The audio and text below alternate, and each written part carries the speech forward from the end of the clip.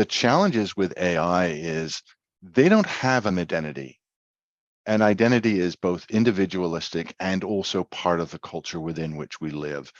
But we like to look at it because an AI agent, when we talk to it, it comes back in either text or audio. Boy, that sounds similar to our tone. It sounds interesting. Expanding possibilities, the mindset zone. I'm your host, Anna Melikian, and my mission is to support individuals and organizations to increase their impact while avoiding burnout. If you want to work smarter, not harder, I can help you. If you want to go from burnout to full engagement, let's talk. Reach me at Anna, A-N-A, at mindset.zone. Yes, instead of .com, it's .zone. You can also access all the episode notes, links, and other amazing resources at mindset.zone. Today, our special guest is Giles Crouch.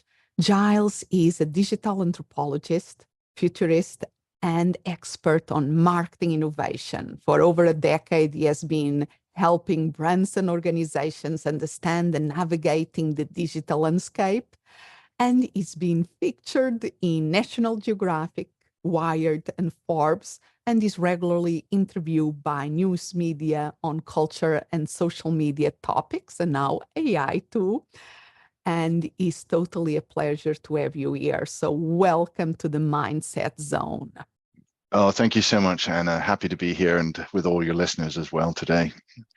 And you have this amazing column in medium.com that I read every week. And you title yourself as a digital anthropologist. So tell us a little bit, what is that? It comes out as a subset, if you will, of cultural anthropology. And out of cultural anthropology came technology anthropology. And then because digital and our digital world is so new, digital anthropology only in the last probably 10, 15, maybe 20 years. And so as a digital anthropologist, I apply the ideas out of cultural anthropology and technology anthropology to our digital world. I think we live in what I call today a phygital world, physical and digital. So in that, we do so much in the digital world increasingly that we really need to understand what it means to be human in an age where we have all these digital technologies, from genetic engineering through to artificial intelligence tools. So that's what I really study. And then I help companies to understand how to build more human-centric technologies. And often coders and computer scientists are absolutely brilliant, but they miss the human side of things. So as a digital anthropologist, I can bring that into developing products and platforms and tools and what have you. And you've been in the world of technology for how many years now?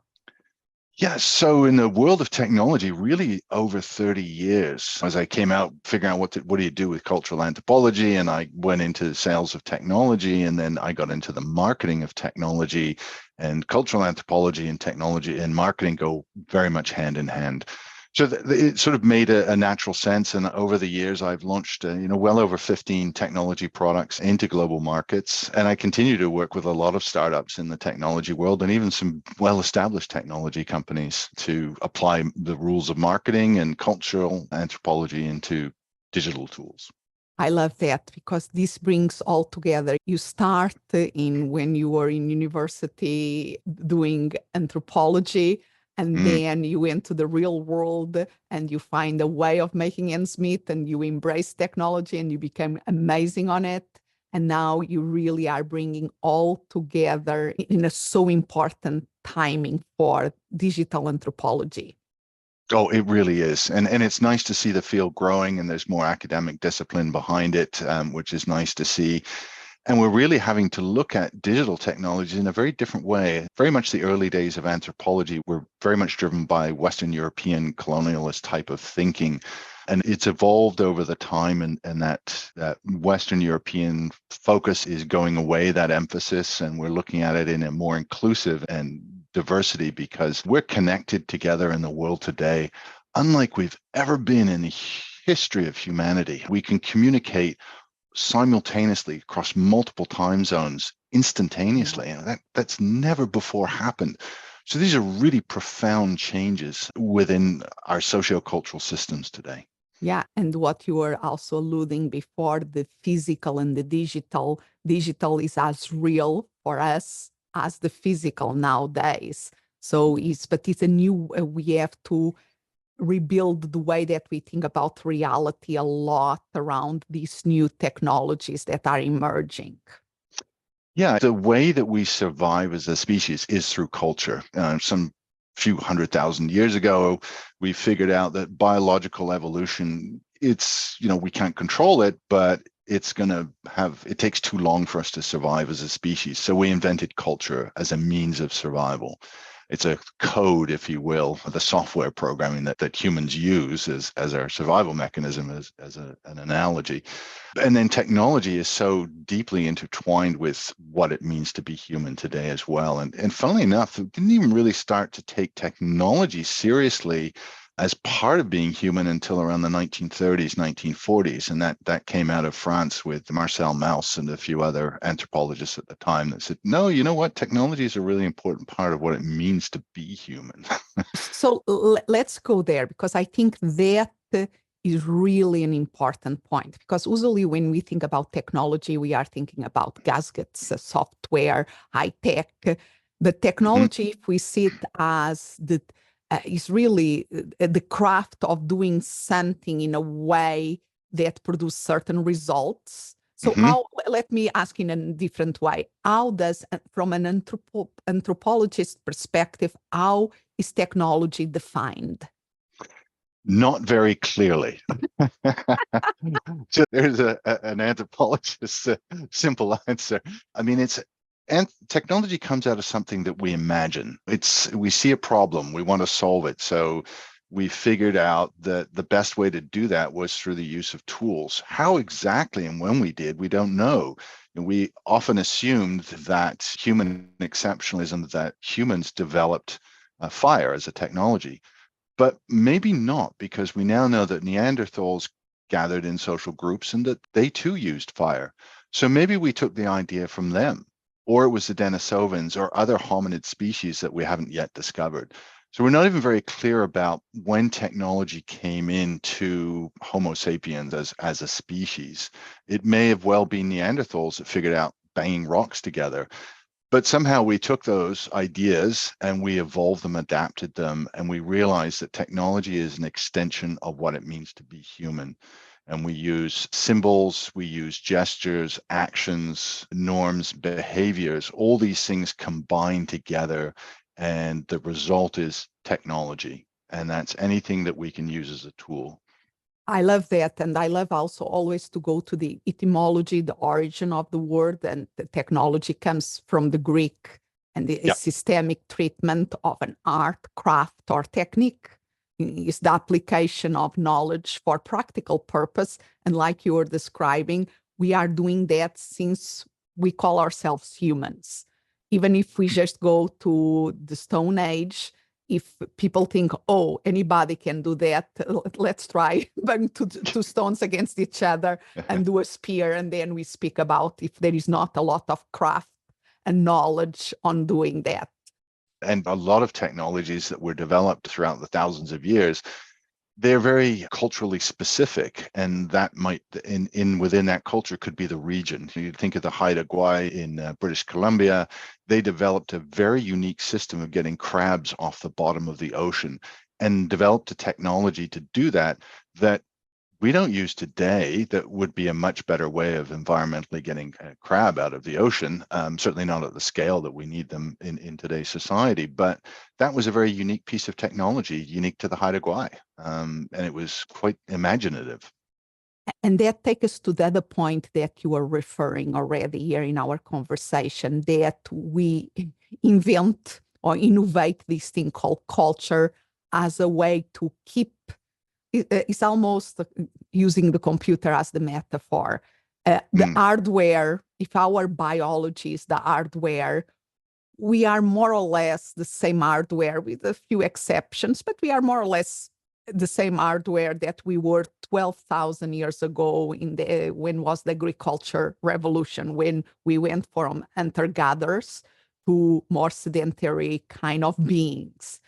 But we have these, using this metaphor with all the limitations that a metaphor always have, but the culture is like the software that allow us to upgrade at much quicker velocity to keep adapting to the changes. Absolutely. Yeah. And it's funny because we think evolution has stopped in humans, but not really. What we've really recently discovered is that human brains have shrunk by around 13% over the last 10, 12,000 years. I'm not exactly sure. So a lot of theories are coming out. Okay, why did our brains shrink? In science fiction, we always see like ET, giant, big brains, right? So our theory has been our bodies are going to get really small and our brains are going to get really big, but instead they're shrinking. So one of the theories of that is that it's because of technology. As we develop more technologies, we remove the cognitive load that we needed in order to survive. And we set that onto the technologies that we develop. That's one theory, and it could be. Another one is that because of agriculture and we started to live as communities, which interestingly enough means technology because we needed technology to farm land.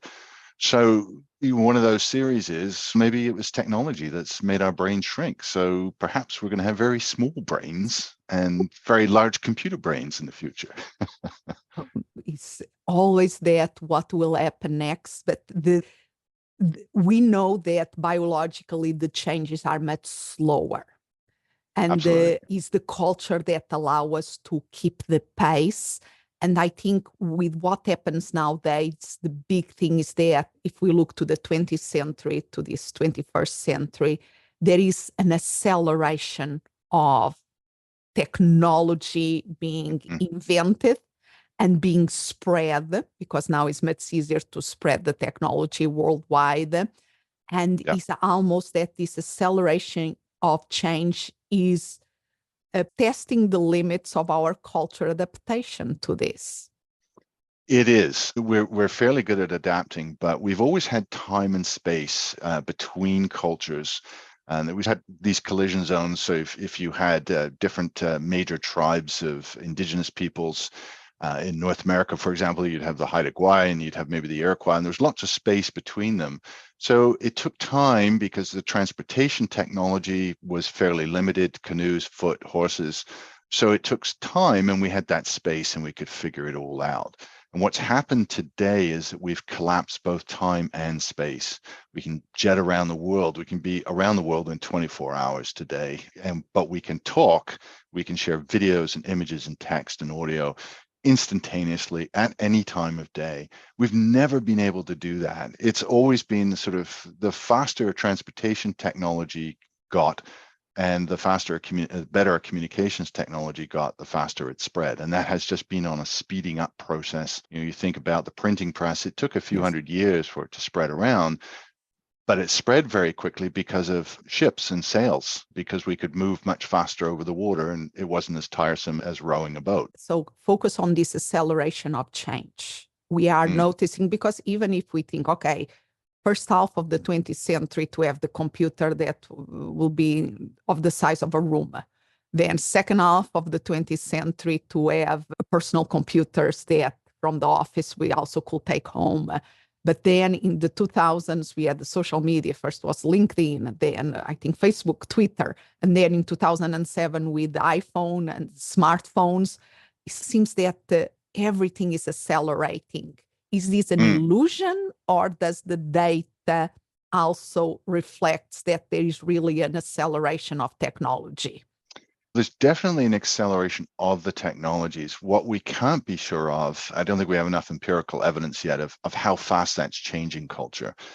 I think we can see it anecdotally in what's happening in the world today, where we have many more technologies and cultures are connecting, and we're seeing these clashes of ideas. But we're also seeing some really beautiful stuff happen. For example, music. One of the things that I found was amazing, I spent a lot of time in Scotland and I spent a lot of time in India. And you have this mashup of Bhangra music and different Indian styles of music with bagpipes.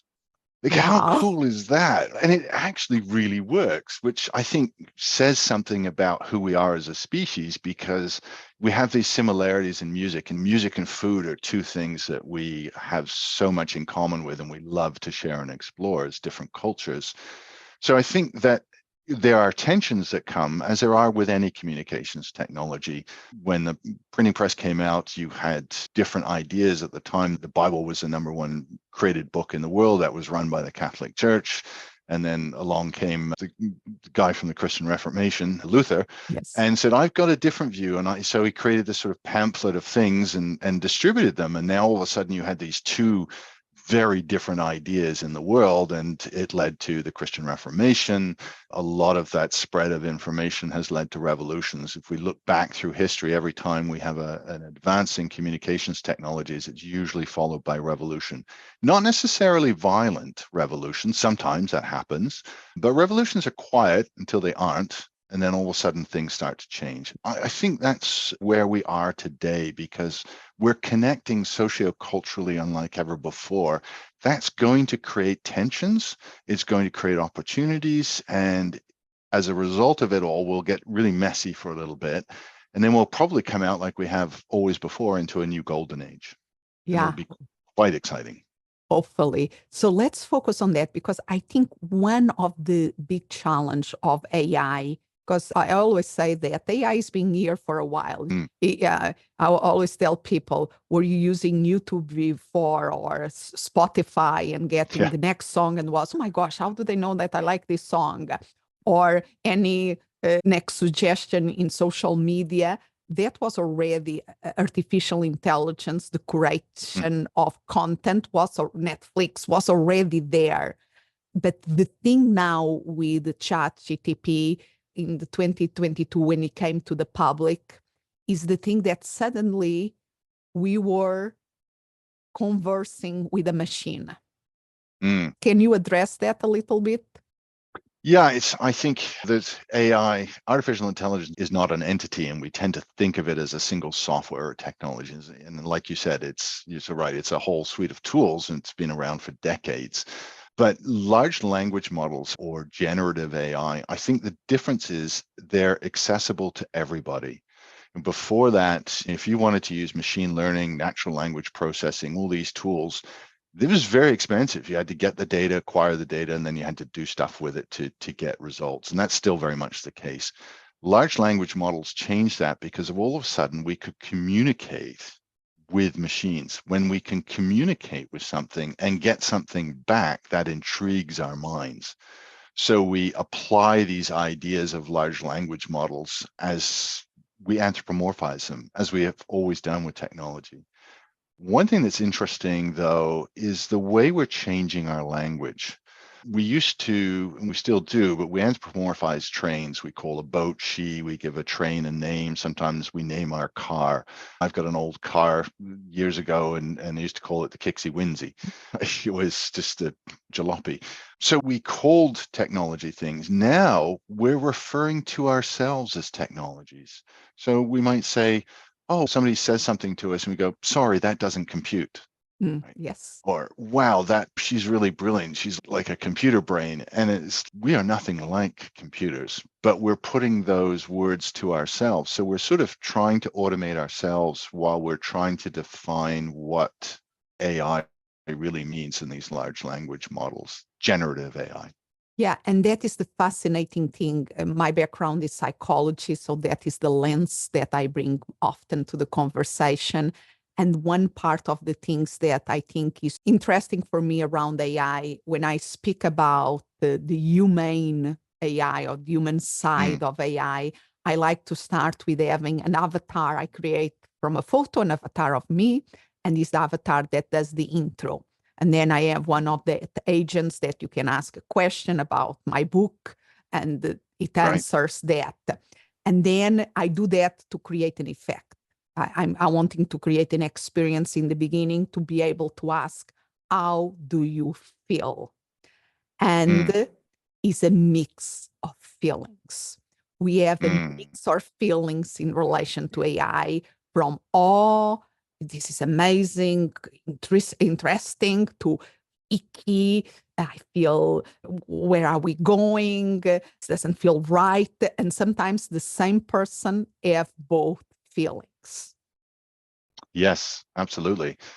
Yeah. Let's just take one step further, because I think an interesting phenomena that is happening is that this is putting in question our own identity. And this is something that in one of your articles you spoke about, because the way that we define ourselves as humans is changing. Can you Mhm. address a little bit that? Yeah, absolutely. In going back many thousands of years in small cultures like hunter-gatherers is very egalitarian types of cultures. And so identity is very much rooted within community. We still see that with the Kun in Africa and the Maasai, who still live very much for foraging, hunter-gatherer types of lifestyles. They were very egalitarian, and then through capitalism and Western European mindsets and stuff, we changed to more individualistic societies. So we've got identity in the bigger social term, and the sense of that our identities are informed by the cultures within which we are born and live and grow up, and there may be change in life, but our identities change through our lives as well. Who we are as teenagers is not who we are when we're in our 20s. We become parents, our identity changes entirely as a parent. We have cats, your identity changes too with cats. I have cats. So our identities are always changing, morphing, and evolving throughout our lives. The challenges with AI is they don't have an identity. There's nothing that defines an identity. An identity is both individualistic and also part of the culture within which we live. But we like to look at it because an AI agent, when we talk to it, it comes back in either text or audio. Boy, that sounds similar to our tone. It sounds interesting. It sounds like a reference point. But the AIs that are coming out of ChatGPT, they're pretty much trained on Western European cultural aspects. And Western cultures tend to be very me, whereas that we call them a type 1 culture. It's very individualistic. Type 2 cultures are like Asian and Nordic cultures, where it's very much about we, it's about the collective.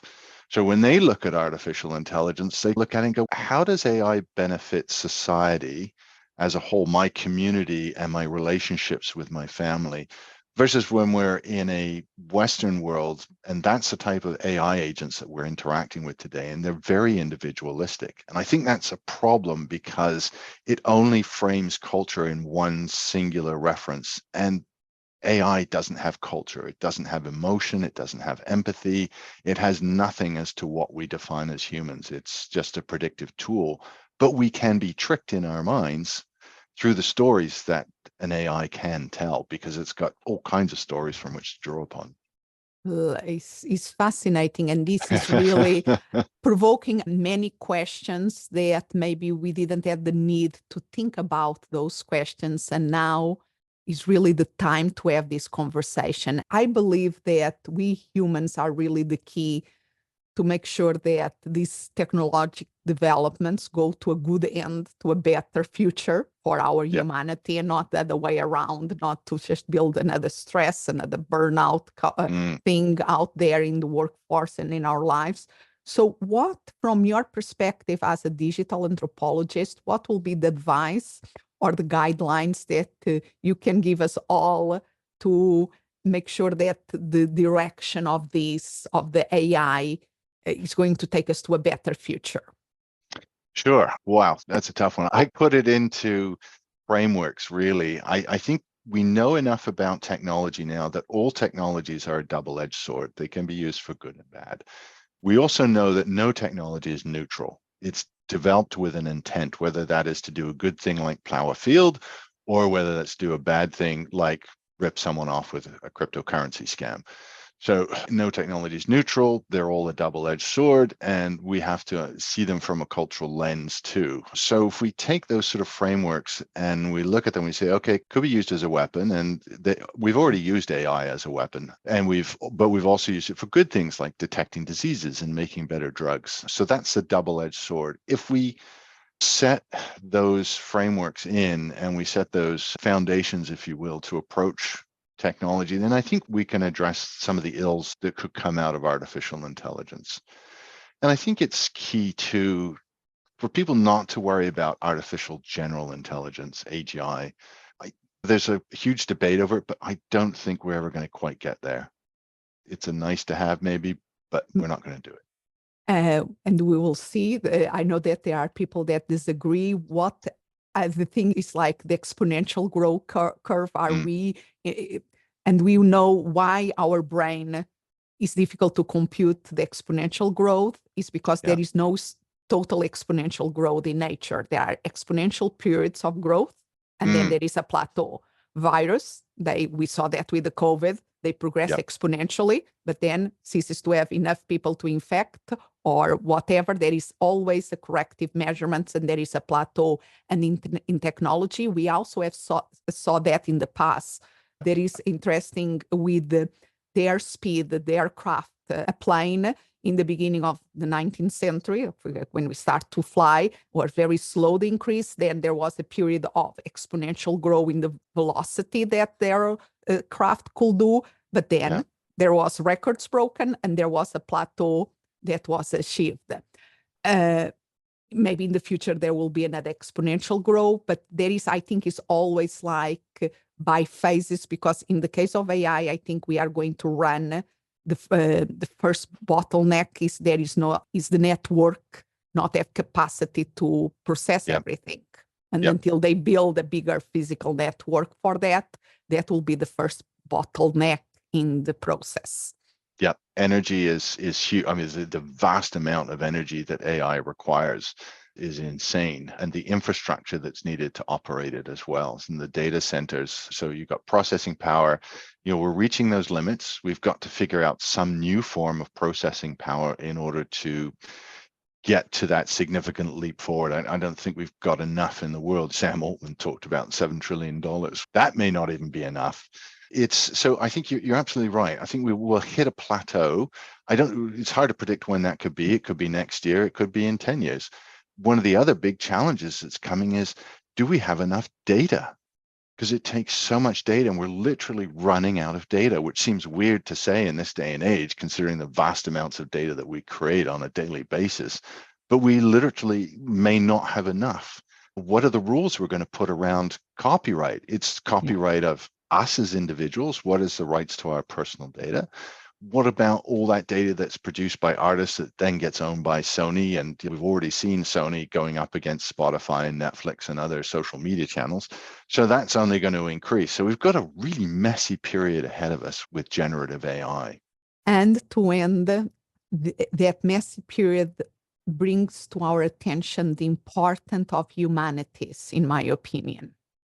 More people, more experts in humanity have to be on the table for this conversation. Will you agree with me on that one? 110%. I think we're actually going to see, rather than the glossy business school buildings at the front of the campus and they stuck the humanities in the back in the dingy corners, I think we're going to see a revival of anthropology, sociology, psychology, and philosophy. We're already starting to see philosophy coming back. Yeah, these are critical times for the humanities.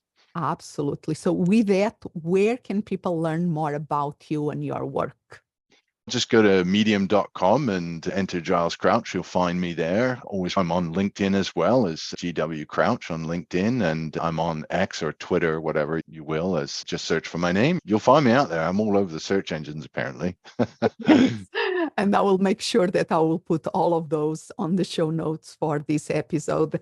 Thank you so much. This was really a pleasure to speak with you. So much. Thank you, Anna. I really enjoyed the conversation. Have a lovely day.